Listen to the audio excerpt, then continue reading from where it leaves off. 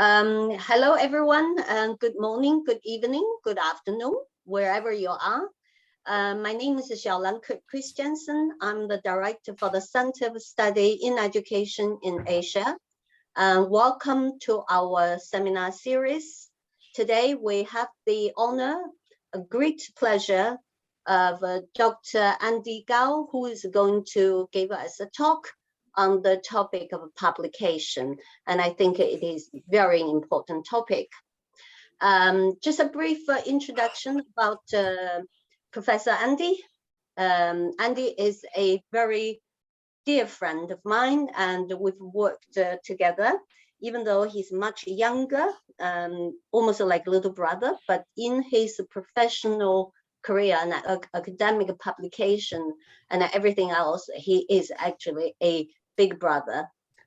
So Andy has started his academic career much earlier, and he was given very important positions such as journal editors for system, where many of you have already published there.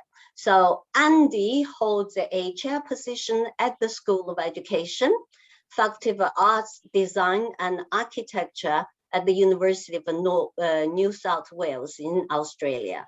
He's an expert in international students' educational experiences, language learner agency, language and literacy education, language educational policy, and language teacher education. His work is largely underpinned by social, cultural, ecological perspectives, where he tries to understand the language learners' strategy use and language teacher agency.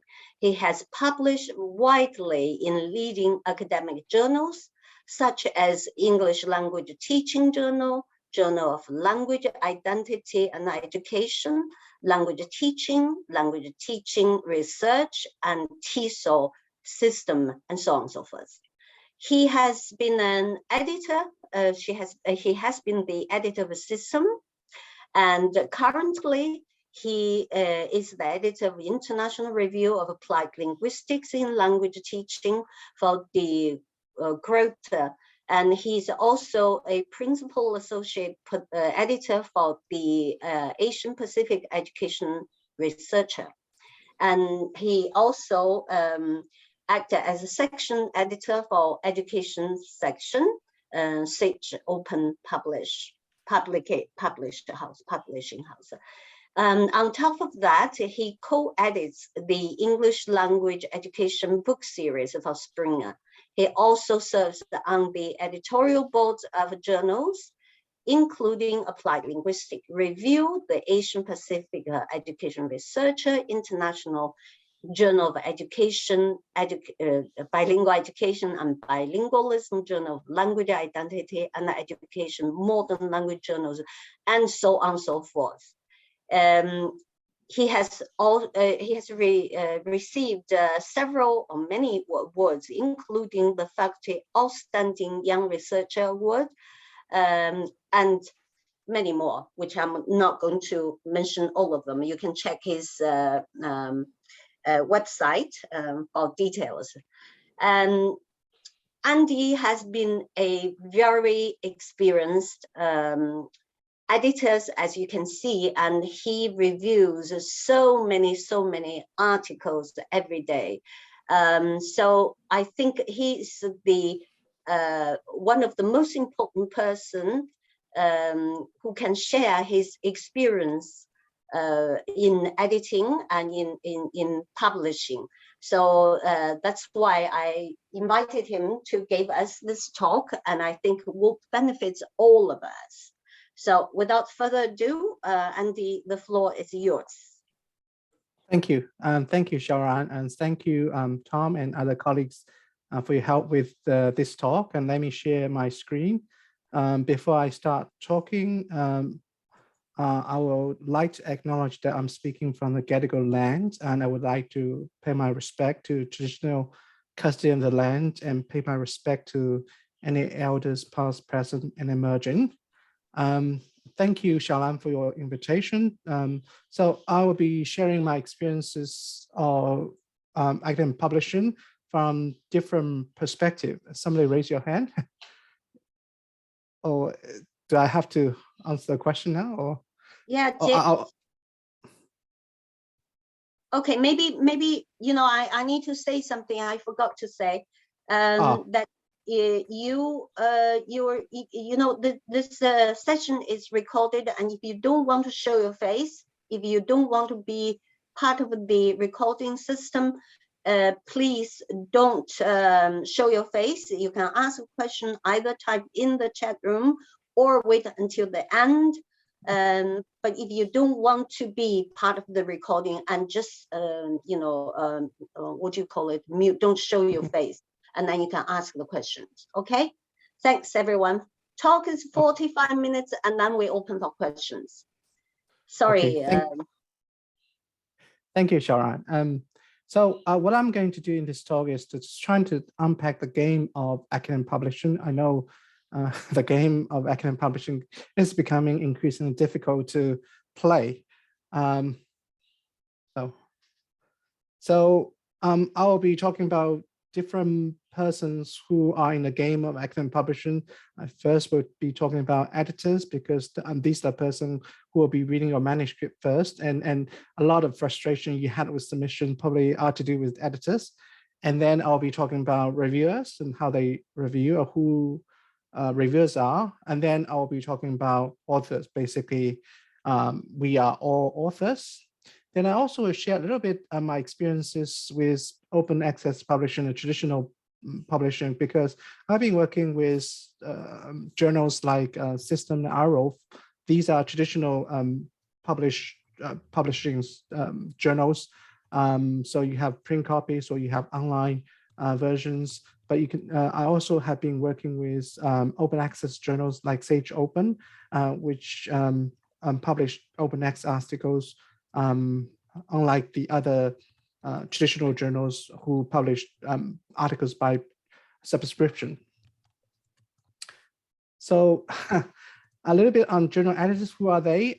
Basically, editors are human beings like everyone else, and I think we all struggle to achieve work and life balance, and we can be sick, and we can be flawed in making judgments like editors, like human beings. And editors are usually full-time academics, and editing is not a full-time job. The only person I know who does editing full-time is Van Dyke, because he has so many discourse journals. I think he literally can work on his journals almost full-time. But many of us work as full-time active employment, and I don't know whether it is the same at university bars, but my workload at location will be 40% research, 40% teaching, and 20% service.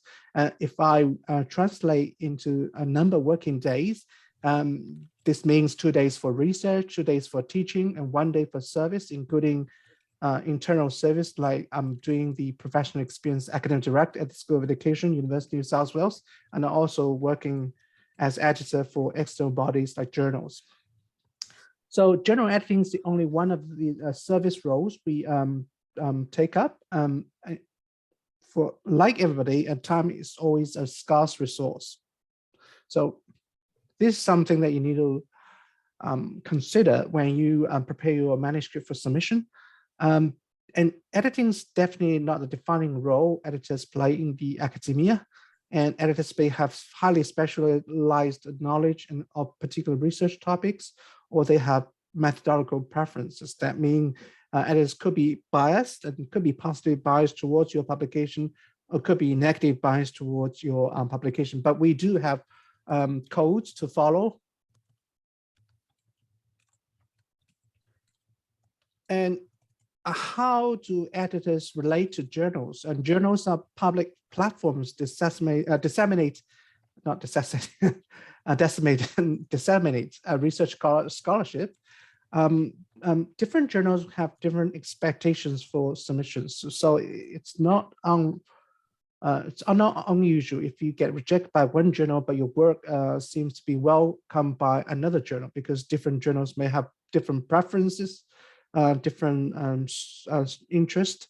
But and also different expectations. For instance, some journals expect submissions to offer significant knowledge contribution. So they expect your work to be making some groundbreaking discoveries, or your works can move the boundary of disciplinary inquiry forward. Other journals expect submission to be rigorous in research, whether or not these studies make significant knowledge contribution or not, should not be the ground for rejection in some journals. I mean, these journals are also important because often we make novel claims and they need to be tested and retested.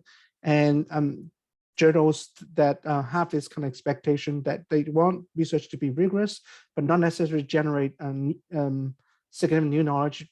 And these journals are also important because, for instance, some journals like language teaching even would like to publish replication studies. It's kind of a similar kind of thinking that we need studies that confirm or to reject certain claims and output some ideas to be repeated testing in empirical research. And it's also important for us to remember that some journals aim to communicate research findings that matter for the global community, and other journals may have much more well-defined readership in particular contexts. And editors work in teams, and a journal may have multiple editors, and it happens that the reason why I have to say it, because I remember when I was working as editor for the system, every time we have a new editor, you have some reject authors who will resubmit the manuscripts that were rejected by the previous editor, and thinking that we have an editorial team change, and some other editors may be more positively receptive to the submission, and so they would retry their luck with the same journal. Sometimes that happens, but often they will be disappointed because editors, although you have multiple editors for the same journal, but editors do work in teams. And editors, we work closely with board members and also reviewers because they provide inputs on manuscript screening and the journal developmental directions. And we also need to respond to questions and concerns from other fellow academics, because people some people will say, well, this journal is doing something not so nice, and it's a reputation issue for the journal as well. So editors need to protect journals' reputation. And editors also need to ensure journals grow and flourish. So basically, we want the best content for different, in my different roles at different journals, we definitely want the best content. But we also want journals to publish authors of diverse backgrounds. We also very concerned about watching out closely indicators like number of submissions and publications. It really depends on whether a journal is 100% online journal like System. Elsevier journals are 100% online, or print journals. And because if you have online journals and they don't have page budget, they can publish as much as they want. I mean, basically the system can publish 300 articles or 500 articles. Really, the limit is because the number of articles that editors and reviewers can process. But print journals will have a different story because they all have page budget. Because, for instance, I wrote a National Review of Applied Linguistics. You used to have 600 pages per year, but now it becomes I think 900 or 1,000 pages a year. So that means that we can publish more articles in print copies, and that will reduce the backlog of online first articles in the journal's webpage. And editors want the journal articles to be impactful and influential. And they want articles to be read, and that's why when I was an editor of the system, I care about the accessibility or readability of articles.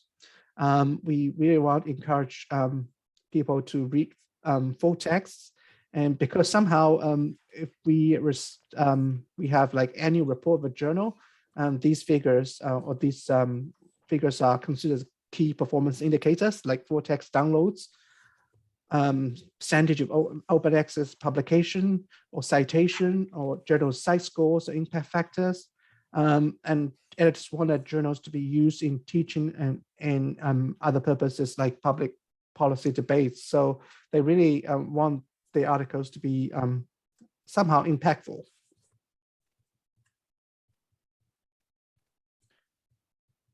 And journals operation really depends on close collaboration of editors and reviewers. And you may wonder why our authors are missing this, because for many some journals, they receive more submissions. Usually they receive more submissions they can process. And it's really a big challenge for many journal editors to find willing and good reviewers. That's why even I work as an editor, I still review a lot for different journals, and I can tell you the number of manuscripts reviewed each year. You would be surprised to know that. And last year, according to Publon, which is I think you can have a Publon profile, my Publon profile records that I reviewed like 279 manuscripts for different journals. And we also really need quality reports from reviewers. And reviewers offer recommendations, so they offer recommendations. Although editors usually follow reviewers' recommendation, but they do have to work with multiple, sometimes contradictory review reports, and sometimes have to overrule certain reviewers' recommendation in the decision-making process. But if we somehow make decisions against the review's recommendation, it's quite a high-stake decision, because we might put our journal's reputation to the test. We may lose a reviewer, because if a reviewer feels that their word is not being respected, and they may refuse to review for the journal. We really, all the journal editors appreciate that reliable reviewers as trusted friends of journal editors, and they really shape the journal's operation significantly. So these are editors. And journals do need quality submissions from authors. So good journals, they usually have more than can publish. And so, but as an editor, I'm always extremely careful about processing submissions from good, reliable reviewers. And they will be, sometimes they will be concerned about whether they will be treated fairly, but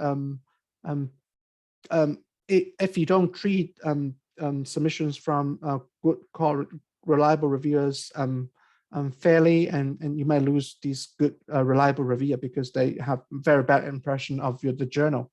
And so it's really important for us to be careful when we receive a submission from good, reliable reviewers. And sometimes I really hope that authors can be a bit patient with the whole process submission. As an editor, I sometimes receive angry messages or impatient queries from authors who submitted a few days ago and asking me about what's the outcome of their submissions. It's really difficult for me to answer that kind of query, because although I might, it took usually a day or two finish the initial screening, but the outcome of the submission, if I send out to reviewers, will really depend on reviewers. It sometimes can take quite a few weeks for me to find enough reviewers. I have a manuscript in the IRA system. I have sent almost to 15 reviewers. Only one reviewer agreed to review. The other 14 have all turned it down. So I'm still looking for one more reviewer for this manuscript. But the fact that more 14 out of 15 reviewers turned down the invitation, and some reviewer told me that the work is they turn down the invitation because they didn't think they don't think that the work is of a good quality. That kind of feedback I received from reviewers does make me wonder whether this manuscript will eventually survive the review process. And so if you think that it takes a long time for your manuscript to get reviewed, it could be the kind of challenge that editors like me have in finding enough reviewers for the review. But you can also help a journal editor by work out who reviewers are strategically, and not necessarily through a recommendation. So sometimes some journal would ask you to recommend reviewers, but I mean, that kind of review recommendation, I would say we do consider these recommendations quite carefully, but often we are trying our best to look for reviewers in the manuscript. We will look at the kind of work you cited, and then we will look at the reference list, and we will find the kind of reference list whose work seems to be closely related to your study, and you have cited these authors in your literature review in the manuscript, and we will try to approach these authors whose works you have cited for review. And so you can actually help your editor to decide who reviewers are, and they can manage to secure the number of reviewers for you as soon as possible after your submission. And journal editors are always happy to publish your work when it's good and it passes the review process. So it's actually quite a sad thing for us to turn down the submissions from you, because we know that you have spent a lot of work, a lot of time on your research, and you submit your work to the journal, and when it gets rejected, we know it's very hard for you to accept the result. And also we encourage the good authors. You can win extra points if you get things published, and then you can tell the journal editors that you would like to be reviewers for the journal. So when we do initial screening, we do look at the entire manuscript quite quickly. It depends on different editors' working style. I probably will be spending probably half an hour going through each manuscript, paying attention to things like whether the manuscript has an appropriate manuscript title, and the title is consistent with the information provided in the abstract. The abstract summarizes the study well. For instance, it provides essential details like the research context, number of research participants, methodology used in the study, and including the methods to collect data, approaches to data analysis, and the results and implications. And when I was doing initial screening, I'll be looking at whether the manuscript has clearly motivated research questions by the research gap and literature review. Usually you can identify explicitly stated or well-argued research gap in the introduction. And then I'll pay attention to well-explained, detailed, described methodology, and whether we have insufficient methodology details that project the study to be rigorous. And I had to be a bit apologetic. If I really screening the manuscript in a hurry, I probably skip the findings part. I'll straight away go to the discussion, because I really want to see how you present these findings as significant knowledge contributions to the field. And if the arguments appears to be convincing to me, then I'll probably think that this study seems to be a good study that could survive the review process. I will send out for review, and also look at implication, because that depends on the journal. Because at the system, we really value studies with significant or explicit pedagogical implications. So that's why we'll be looking at whether you have a clear message for say language educators in relation to the research and practice. And sometimes I do pay attention to writing style, but I have to bear in mind I'm also a non-native speaker, so I don't write perfect English. So in a sense, I'll be more accommodating to a variety of writing styles.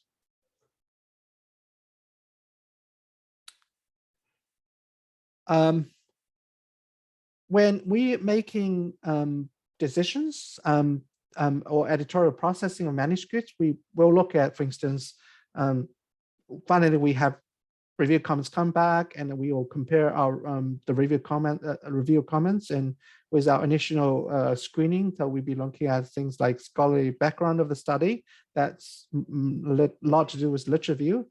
We'll be looking at the contribution of field. Again, this is to do with framing in terms of, say, research gap, and that usually can be found, the kind of research gap usually can be found in structure section. So it's very crucial. And research methodology, and of course, language is an issue when we make a final decision about a manuscript. This is the kind of things that the reviewers and editors pay attention to, according to David Coniam, who used to be a very, very prolific reviewer for System Journal.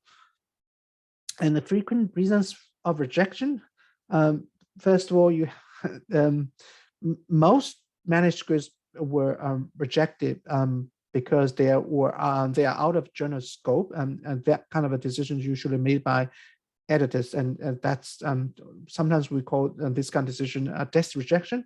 And so the kind of decision doesn't reflect the quality of work reporting your manuscript. It's really to do with whether your manuscript is a good fit for the journal. And then some manuscripts are rejected because they have little knowledge contribution. That's a conclusion involving both editors and reviewers.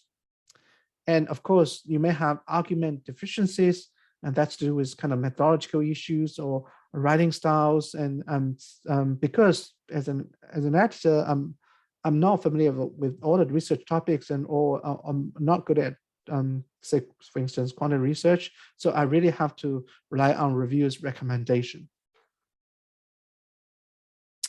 So reviewers play a very important role. And so you need to know, again, who your reviewers are. Again, they are full-time academics like editors, and they have work-life balance, so that they are very kind, very generous if they agree to review your work. And they could be the kind of colleagues whose work you cited in your article, and they could be leading researchers in the field, and they are committed to promoting better research in the field. That's why they don't want,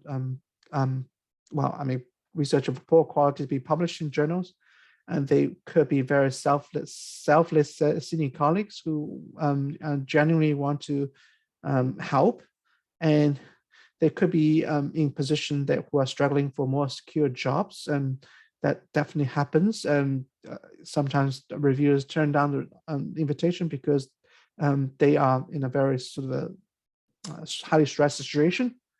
And I don't think we have people who want to prove them better than others. That's why I put a big question mark after these the reviewers as people who want to prove them better than others. But sometimes we do, and sometimes we do have a small number of reviewers may have this kind of a ambition. But remember that reviewing is often a thankless job. So whatever motive they have for taking by the review, I'm very grateful for their contribution to the journal. And we know reviewing takes time. That's why when you submit your work to the journal, you need to be patient. And it might take a month for, in the case I just mentioned, it definitely take more than a month for me to find 2 reviewers. Already, like the system sent me an alert saying, well, you haven't managed to secure 2 reviewers for this manuscript for after, say, a month. But even I have 2 reviewers agree to review this manuscript, it may take like 45 days or 60 days to review this manuscript. So how to review? My experience, I usually review manuscripts through multiple readings. I will go through, for instance, first reading, just go through everything very quickly. And then I start asking myself a few general questions related to research topic addressed in the submissions. I'll ask whether these topics are important topics, whether if these topics are likely to lead to possible significant knowledge contributions. And I also look for consistency issues, for instance, whether title is consistent with research questions and with the kind of methodology adopted in the inquiry as reflected in the manuscript. Now you may wonder, this seems to be a stupid thing, but I as a reviewer, I remember not all the manuscripts will have this problem, but 1 out of 10 at least, you have a title that is consistent with research questions, and probably more than 2 out of 10, you have methodology not consistent with kind of research questions the authors asked in the study. And so it's not very an uncommon thing. And then I'll be looking at any major flaw in the manuscript, whether, for instance, whether the methodology adopted in the study were or are appropriate, or whether there are obvious problems with arguments, whether there's something wrong with cited works. So when we see some obvious issues or obvious problems, it really depends on where these problems occur. If these problems occur in the section of methodology, and so this probably means if you have methodology problems, and the study will be somehow beyond repair, and usually invites me to reject the manuscript. But if methodology is sound, and there's just some issues with literature review, I think I will probably give authors major advice to see whether the authors can help or improve the argumentation in the manuscript. And of course, also really depends on whether topics are likely to lead significant knowledge contribution. So in second reading, I probably pay more attention or closer attention to different parts of the manuscripts. For instance, I would try to see whether the writing in the introduction literature review present a compelling argument for the study, and most importantly, whether literature review motivates research questions to be addressed in the inquiry, because sometimes literature review does not really project a very convincing argument that motivates research questions to be addressed in the inquiry. And I would definitely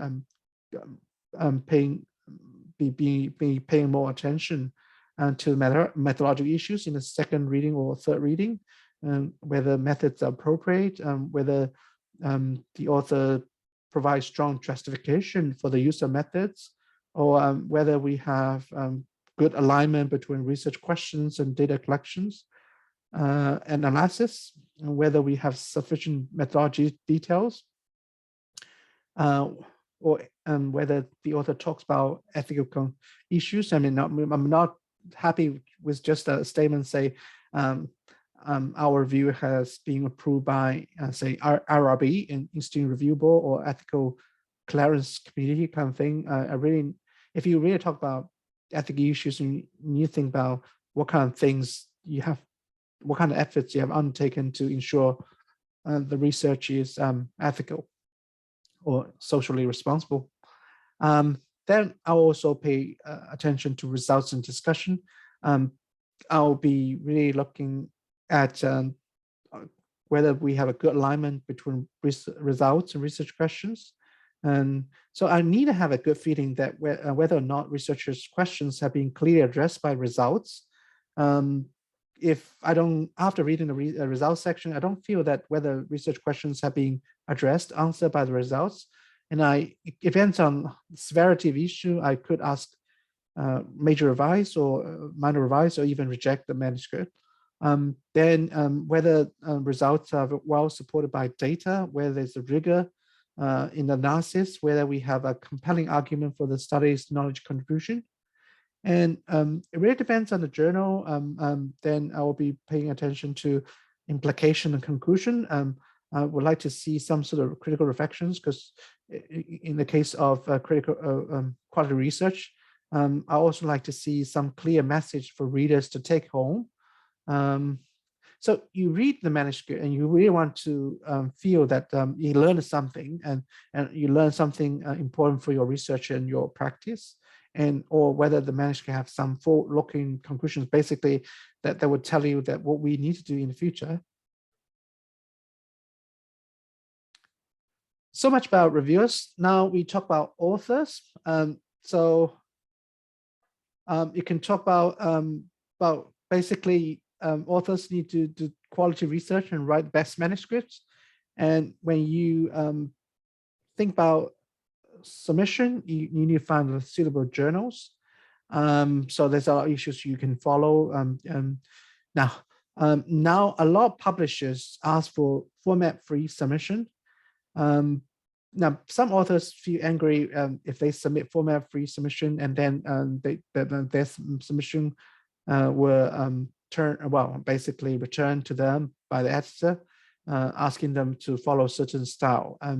The reason why we ask, sometimes we ask authors to do that, even the publisher has format-free submission policy, because it really, we really need to think about how reviewers approach to manuscript. If your reviewers have particular kind of an understanding or perception of what manuscripts should look like, it's better to standardize the submission, so the reviewers can feel like that you are doing a thorough job before your submission.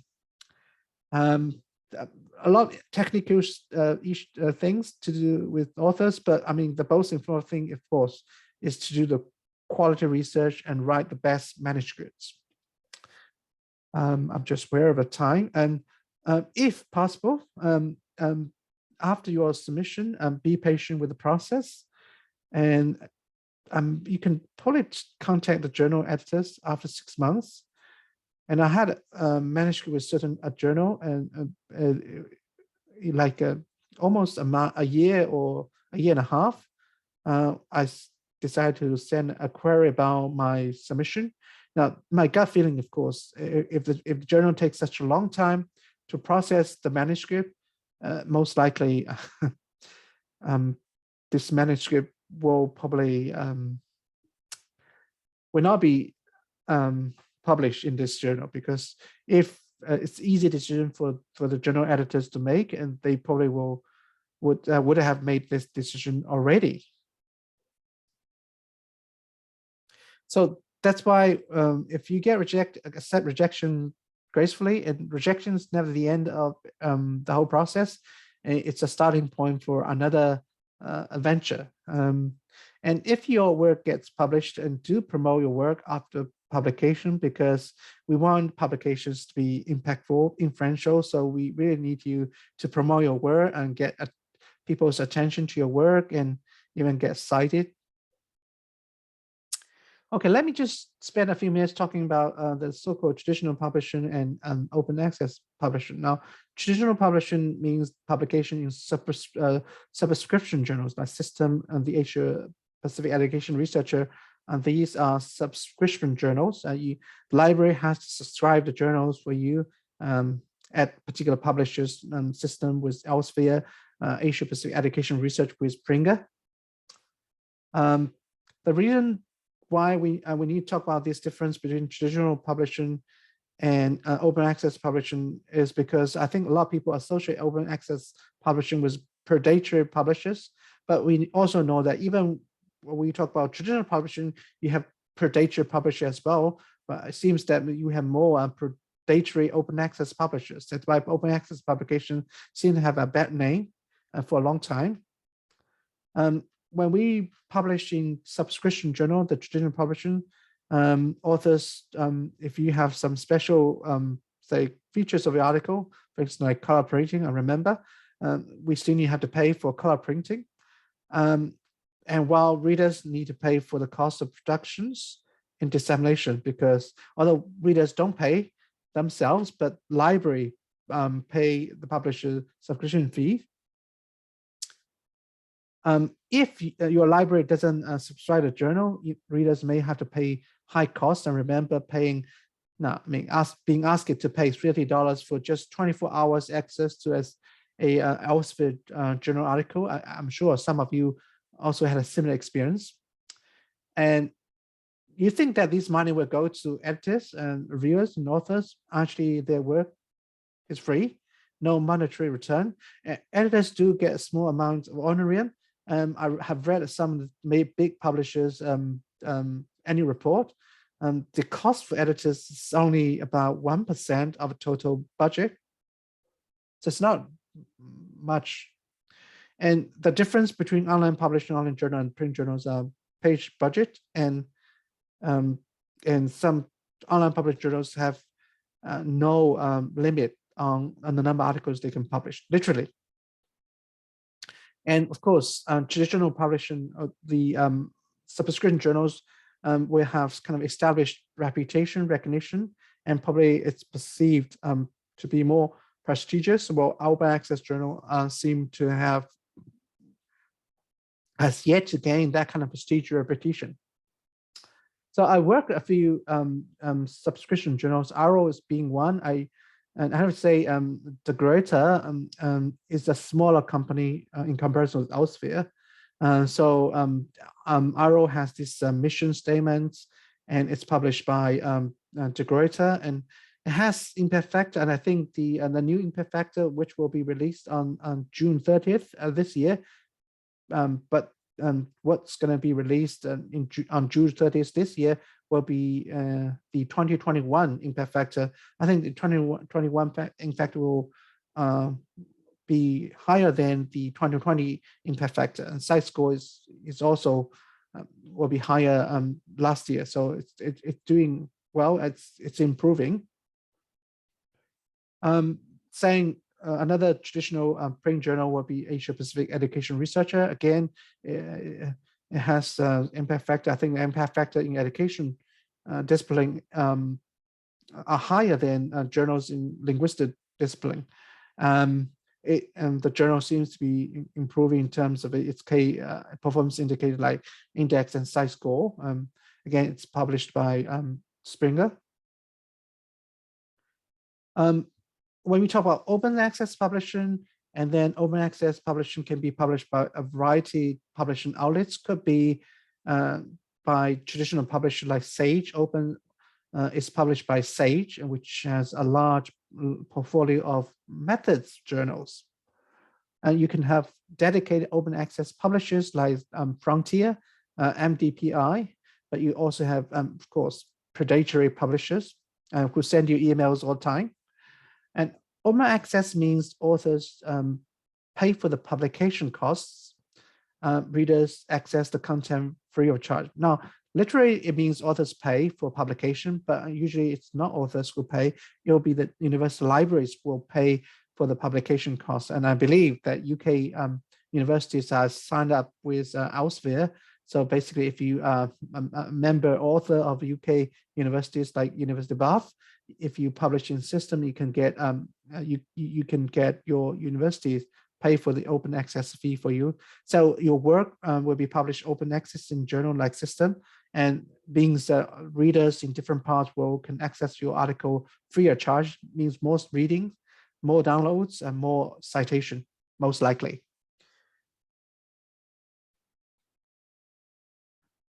But open access are very similar kind of editorial processing. You have similar peer review process and probably different operations. Traditional publishing, you have editors, editorial boards, and reviewers. Editors have a lot of say, but open accessing publishing journals may have academic editors. And Sage Open is a very big journal. It has many different kind of sections, education section being one of the sections. Then have section editors, and then open access journals also have a lot of article editors. You can be asked to edit a manuscript for them. I remember first time I work as article editor for Sage Open. I process one article, I can get a free book from Sage, which was quite a good thing for me. And I got quite a few methods book, which I like to have from Sage by acting as article editors. No, now that I don't think they do this sort of thing, but they may give you like 50% of discount if you want to publish your article in Sage Open, if you act as an article editor.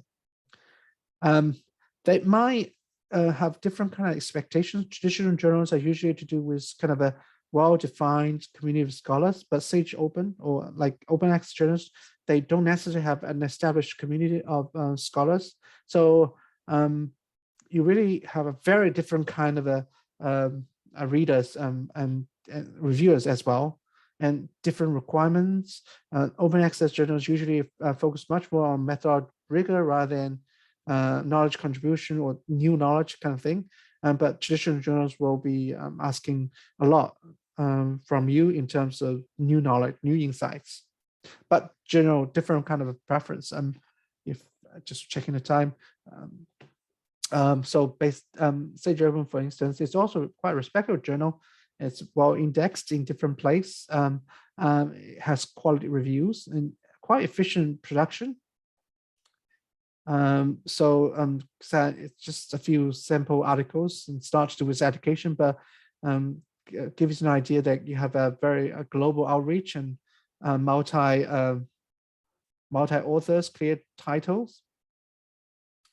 The length is much more flexible. It has 10,000 word limits. I think most journals will have 7,000 word limit kind of thing.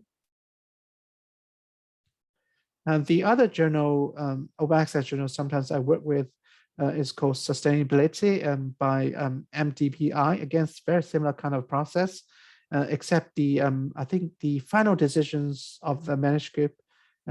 After we article editors, we like reviewers, we make recommendations. The final decision will be made by editorial office instead of an academic, or kind of a, maybe it's an academic, but somehow closely work with the editorial office.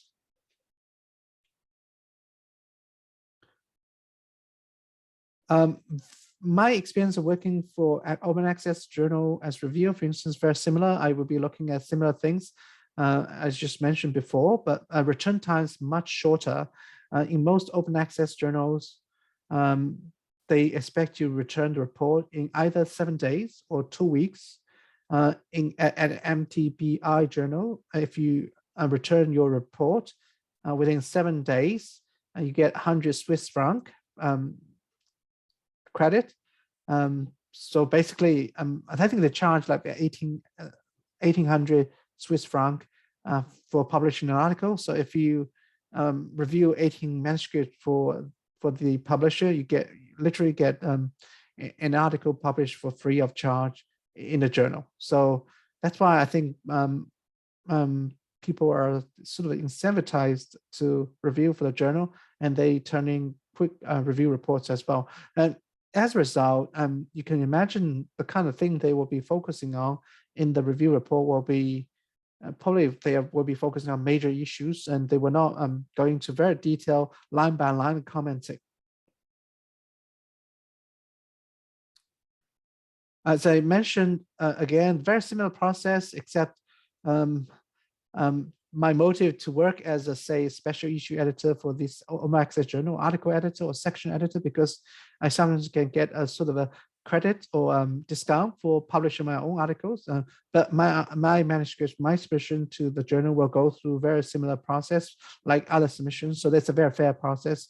And sometimes like MTBI Sustainability Journal, they will publish review reports together with your manuscript if your manuscript is published. So they want a transparency to the process. The transparency will ensure that the journal has certain reputation, and everybody in the process of academic publishing will be somehow held accountable for the final outcome, output. If you publish in open access journals, very similar process, especially except for paying fees. Sometimes I think Australian universities are a bit behind with UK university because we are now still negotiating with major publishers about open access publication. So I can now publish with Wiley and Springer open access, but not for Elsevier, with Elsevier or other journals, other publishers. So I hope that Australian university will catch up with UK university in terms of negotiating open access deals with major publishers whose journals I like to publish my work in. But regardless of whether it's open access or not, I still need to ensure that I have quality content. I follow all the publishing rules, and I need to work well with reviewers I hate and like. And I need to convince editors that my work is good. I will also promote my publication so they can get sufficient attention and citation. It may be easier because it's open access. People can read freely. There are articles who says open access articles get higher citations. For instance, you may have 3.8 citation per article in open access journals or open access articles in comparison with 3.1 citation per article in traditional kind of a journals published in terms of subscription or published as a subscription journals. So, but other people will be questioning the advantage as well. So I think I'm almost done. So I will have some time for question and answers. I'm start sharing. Thank you for your attention. Thank you. Thank you very much, Andy, for this very, very rich and enlightening talk that we now have some knowledge about publication.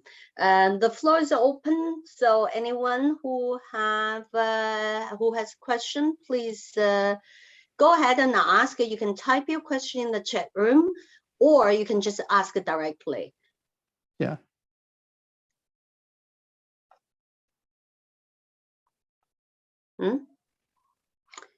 Okay. Oops. Where did you go now?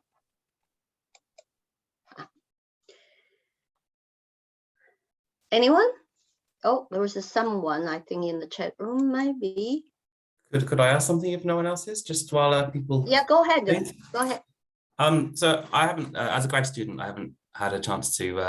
I haven't managed to publish anything just yet. But is there any way for grad students like me to get involved in the editorial review process? Yes. Although it really depends on your preference or your expertise in because I mean graduate students will have very strong knowledge of methodology and subject matters because you are intensely working on your subject and topic, and so sometimes it's really good to have graduate students contributing to the review process. And if you are happy, you can just send an email to the editor saying, well, I'm doing my PhD on this topic, and I'm willing to review for your journal if any manuscripts relates to my research area. And it's always nice to have your name known by editors. We have another person who's raising her hand is Marva Ekholtony. Yes, can you ask the question directly? Yeah, I have a question regarding a manuscript that I have written. I've just graduated last year, and I've written a manuscript. It's part of my research. It doesn't have contribution to knowledge, but it does apply a methodology, and it does have findings, and I've had a few rejections. So I was wondering if there are any journals that don't have this very high standards of asking for contribution to knowledge, because there are a wide range of research, and not all of them will actually contribute to knowledge. Some of them will actually apply theories on a certain data that's new. You know what I mean? Now, this is the two sides of things. You know, although you think that your study doesn't have new knowledge, but it's a matter of argument sometimes. So if you can argue in terms that your findings have important implications for practice, you can still submit to these even good journals, but if somehow that kind of argument doesn't go far with these journals, then you should consider these journals like Sage Open, which I think, now I can tell you, because when I became the section editor for Sage Open, the publisher told us that we shouldn't reject manuscript because the study doesn't, on the ground, that the study doesn't offer new insights or new knowledge to the field. And this is not a ground for rejection. It has to do with the research rigor, whether we have a rigorous study. If it's a rigorous study, even it doesn't generate new knowledge or new insights, but it still confirms some important findings in the previous research, and it still has sufficient merits for publication. So so publishers have this kind of expectation on us when we work as editor or section editor or article editor when we process the manuscripts. Now it's interesting because then I become a section editor. I got a lot of manuscript assigned to me because I was one of the reviewers, and I actually reject the manuscript because these manuscripts don't have sufficient new insights as a reviewer. But as an editor, because of the instruction from the publishing house, then I have to somehow disregard that point when I process the manuscript as editor. I hope this answers your question. Yeah, yes, it does. So you would recommend Sage Open. Any other journals you think would also well, accept? I mean, like sometimes you have a MDPI, sustainability. It really depends on topic, because these journals, the drawback of this journal is they don't have a clear focus. They publish every topic, relies on different article editors with different specialties, expertise in processing your manuscript. So once you publish this kind of in this kind of journal, your efforts to promote your article becomes very important, because your article is free access for everybody. So you need to promote your article. Yeah, thank you very much. And you can also check the journal list and to see whether a certain journal, in, say, for instance, in Australian universities, we will talk about quartile 1 journal. It's not the Web of Science quartile 1. It's to do with the Scopus quartile 1 journal. So you go to Scopus and look for the Linguistics journal, for instance, and you look for journals that are 75% above, and to see if some journals are open access, and also, or some journals are less fussy about whether you have new insights in your study. So Janina talked about the predatory publishing and how to distinguish from standard publishing. Now, first we talk about the publishing house. So, because one thing I want to say, well, whether a particular journal sends you email all the time asking you to submit your work to, but I realized that even Sage journals do that. But we know that Sage is a very reputable publisher. So you really look at whether this a journal is published by a reputable publisher. For instance, in our field, Sage, Elsevier, Springer, De Gruyter, or Taylor Francis, and Wiley, or Bloomsbury, and this publisher seems to be recognized as a sort of a good, reliable publishers.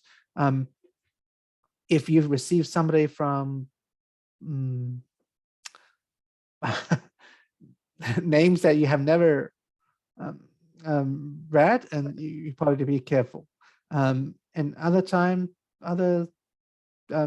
if they offer the quick publication or offer promise like quick publication upon fee payment, and then you really need to be careful about this kind of a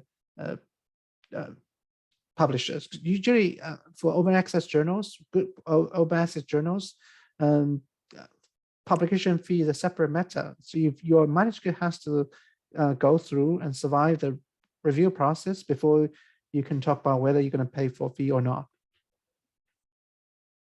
Mhm. Thank you very much. Someone mentioned similar problem about predator publishing. Yeah. Any other questions from the audience? I've been reading the chat. Yeah. Ling Chen asked me, could an editor of the journal be also review a manuscript submit to this journal?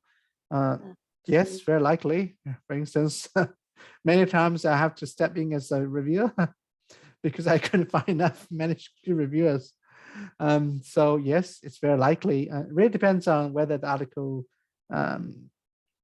falls within the editor's expertise. So you have to be careful if you submit something to a journal whose editor works on the topic you work on. Okay. And the second question, during the process of turning part of doctoral dissertation into a journal article, how should phrasing? It's not to do with phrasing, because what happens is doctoral thesis and journal articles are different genres. So what you wrote for your thesis may not be suitable for journal articles. Journal articles require much more compact style. So you need to somehow write in a very concise manner, because you only have like 7th-hour limit. And so you really need to squeeze a lot of things in an accessible manner into a very finite space. So it requires different kinds of writing style.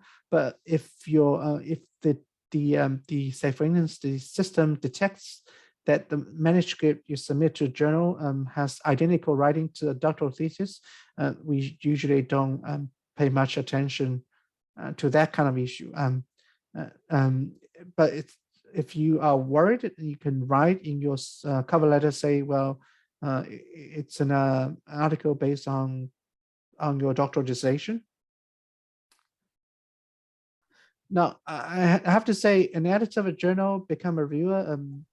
We always have to be careful about doing this sort of thing. There's a boundary we need to follow, and it has to be something that we can really comment on. I ask JLU ask if we can write up old data or findings. Now, whether this old data or a new data, it's to do with your interpretation of data rather than whether data is old. Sometimes old data, if you approach the old data with new perspective, new theory, and you come up with different interpretations, and they still that kind of interpretations or articles are still publishable because you're still making a new arguments. Second, how to acknowledge I's authorship. For instance, if they just did some support work, came up with 2 graphs with 1 pair. Now, this is a very difficult kind of a issue, because I work there. Basically, I's are paid to do their work. In theory, the amount of work, it's not to do with extensive writing of a manuscript. If look at a contract, I mean, if the contract terms includes writing up manuscripts for publication, and you are paid for that, and your reward is the salary, it's not the article authorship. But I mean, I think most of us, I have to say most of us, including Charlotte and I, if I does substantial writing in a manuscript, we will include I as an author. So I'm sure Charlotte would do the same thing, and I would do the same thing, regardless whether this writing up is covered by contractual terms. But if just support work, that's paid by the salary, or just 2 graphs, really depends on how important graphs are. Maybe I needed people to do graph because I'm poor at drawing things, so I really need that kind of help, and that kind of extra, and anything extra in addition to the kind of contractual terms should be recognized in some way. I mean, it really depends on this extent of or your contribution. It's difficult to answer this question, give you a clear answer to what you asked. Yeah. I also agree with Andy on that point. So if you're hired as an RA and you only collect data, and the data, part of the data, like showed up in a graph or something, and then you haven't really contributed to writing at all, and you are not supposed to ask for authorship, in my opinion. But if your work has been done by yourself, let's say you PhD and then you did, of course you collect data, you analyze the data, but if your supervisor has provided substantial work for you, and not all the supervisors will ask for authorship, but I think as a courtesy, you should really acknowledge it. Many of us, we supervise so many students, and we normally don't want to do it, and we know that it's your work, but you need to understand that some of the supervisors would really use lots of time writing for you in a way. Then I think you need to acknowledge them, and you need to have them on your authorship. Yeah. I mean, supervision, usually we given certain amount of hours, number of hours for supervision, but if a supervisor does more than hours, then it should be reflecting the outcome of your publication in some way. And Nicola asked about, would you mind giving more detail about journals interested in replication studies? Now, replication studies are important, especially when we have a very controversial kind of a topic. So you have two camps on this topic. One is say for, the other is against, and you want to do a replication study to strengthen the position of one of the camps. And I think these kind of articles or replication studies are actually quite important. It can be published in any journals because you are addressing a very important but controversial topic.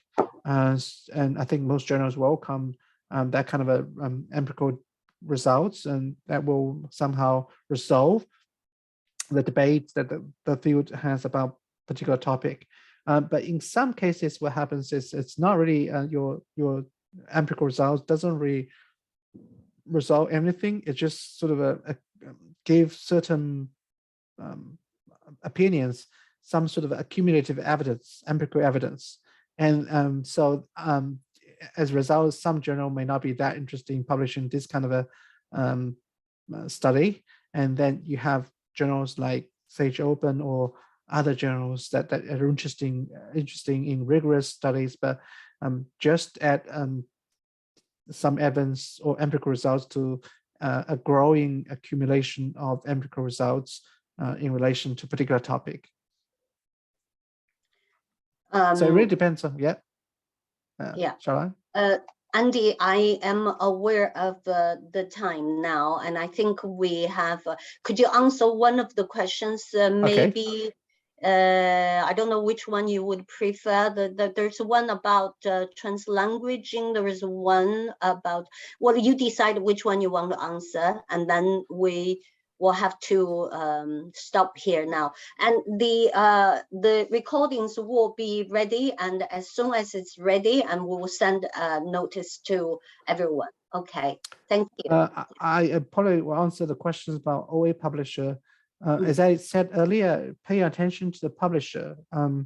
If publishers are reputable, well-known publisher in the field, if they publish open access journals, for instance, Sage is, for me, is a very reputable, established publisher, and they have published open access journals, and I wouldn't mind, especially if my institutions have signed up deals with Sage Sage publishers, and because my institution will pay for my open access fee. Now, I have to say, Sage does have a lot of journals, open access, including a lot of the research methods journal. That's why I'm very interested in reading some of the materials from Sage Open, Sage publishers, including not only just Sage Open, but other method journals from Sage. Now, if you know about publishing, because I mean, different journals have different roles. For me, Sage is really a kind of has a very strong methodology kind of preference. If you look at, for say, quality research, you will find a lot of quality research research method journals published by SAGE. Yeah, well, okay. Thank you very much, everyone, for coming to this wonderful talk, Andy. We really appreciate it. It gave us so many ideas and understanding about publication and publishing.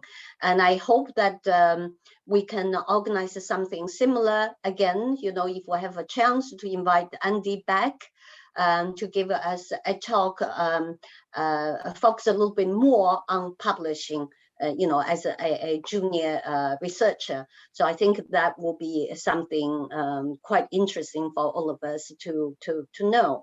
Otherwise, I thank everyone, and all of us thank Andy for giving us this wonderful talk. So we will stop now for today, because I realize that many people are leaving or need to leave for another meeting, which I have one as well. So thank you again, Andy, for thank you, Xiaolan. This. Thank you, colleagues. Yeah, thank you so much. Okay. You know, all our colleagues say thank you. All right, bye for now. Bye, Andy. Bye. Bye.